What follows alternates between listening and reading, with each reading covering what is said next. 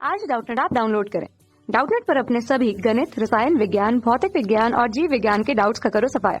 बस प्रश्न की फोटो खींचो, एक ही प्रश्न को क्रॉप करो और तुरंत वीडियो सोल्यूशन पाओ।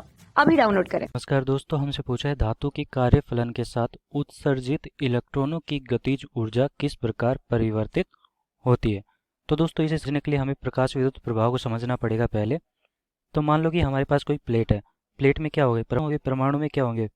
इलेक्ट्रॉन्स होंगे। ये धातु की प्लेट है, ठीक है। अब यहाँ पर क्या हो रहा है कि हमने इस पर प्रकाश आपतित किया। अब प्रकाश है हमारा, वो किससे मिलकर बना है? फोटोन से। अब फोटोन से मिलकर बना है तो मतलब कि फोटोन क्या होते हैं? ऊर्जा के पैकेट। अब फोटोन एक ऊर्जा है तो ऊर्जा कितनी होगी उसकी? एच म्यू के बराबर। यहाँ पे म्यू क्या है? आवृत्ति है। किसकी? प्रकाश की। जिस प्रकाश की आवृत्ति आ रही है, मतलब जो प्रकाश आपतित हो रहा है उसकी आवृत्ति है। और एच यहाँ पे प्लांक नियतांक है।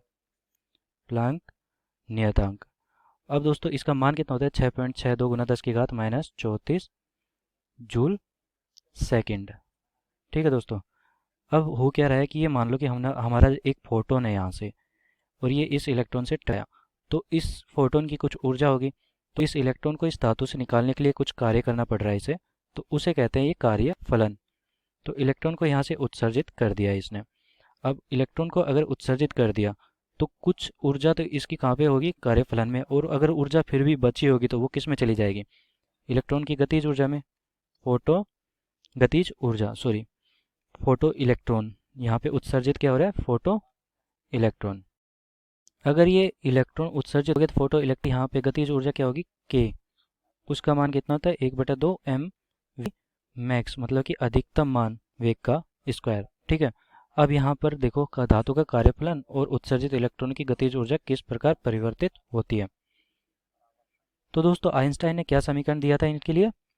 इस प्रकाश विद्युत प्रभाव के लिए उन्होंने कहा था कि ये जो फोटोन की ऊर्जा है एच म्यू है, वो दो कार्यों में खर्च हुई। एक तो कार्यफलन में, मतलब कि इलेक्ट्रॉन को निकालने में, और बाकी की जो ऊर्जा थी वो गतिज ऊर्जा में। तो यहाँ पर देखो दोस्तों, अगर मान लो कि यहाँ पे फोटोन की ऊर्जा क्या है? एक आवृत्ति का प्रकाश इस पर आपतित हो रहा है, मतलब कि यहाँ पे अगर इसको मैं नियत कर देता हूँ, आवृत्ति को नियत कर देता हूँ, और यहाँ पे क्या करता हूँ कि यहाँ पर धातु की प्लेट को बदलते रहता हूँ। तो धातु की प्लेट को अगर बदल रहा हूँ तो मैं कार्यफलन भी बदलेगा। तो मान लिया कि हमारा कार्यफलन बढ़ रहा है, ठीक है। तो यहाँ पर क्या हुआ? प्रकाश उतना ही आ रहा है, मतलब कि ऊर्जा उतनी ही आ रही है, और कार्यफलन का मान बढ़ा दिया। तो यहाँ पे अगर कार्यफलन का मान बढ़ा दिया तो ऊर्जा कम बचेगी, मतलब कि गतिज ऊर्जा कम हो जाएगी। और ऐसे ही अगर मैंने मान लो कि दूसरी धातु ऐसी ली जिसका कार्यफलन पहले से कम है, तो क्या होगा? पहले से कम है, यहाँ पे ऊर्जा उतनी ही आ रही है, तो पहले से कम देनी पड़ेगी ऊर्जा इसे इलेक्ट्रॉन को निकालने के लिए। और यहाँ पर बाकी की ऊर्जा किस में हो जाएगी? गतिज में। तो यहाँ पे ज़्यादा ऊर्जा बच गई है, तो बाकी की ज़्यादा ऊर्जा कहाँ पे जाएगी? के में, मतलब कि गतिज ऊर्जा में। तो दोस्तों एक का मान बढ़ाता हूँ तो एक का मान कम हो जाता है, कार्यफलन का मान बढ़ाता हूँ तो हमारी काइनेटिक एनर्जी, मतलब कि गतिज ऊर्जा कम हो जाती है, और कार्यफलन का मान कम होता है तो गतिज ऊर्जा अधिक हो जाती है। और यही हमारा उत्तर होगा। धन्यवाद। कक्षा 6 से 12वीं से लेकर नीट, IIT, JEE वो एडवांस के लेवल तक 1 करोड़ से ज्यादा छात्रों का भरोसा। आज ही डाउनलोड करें डाउटनेट ऐप या व्हाट्सएप करें अपने सारे डाउट्स 8400 400 400 पर।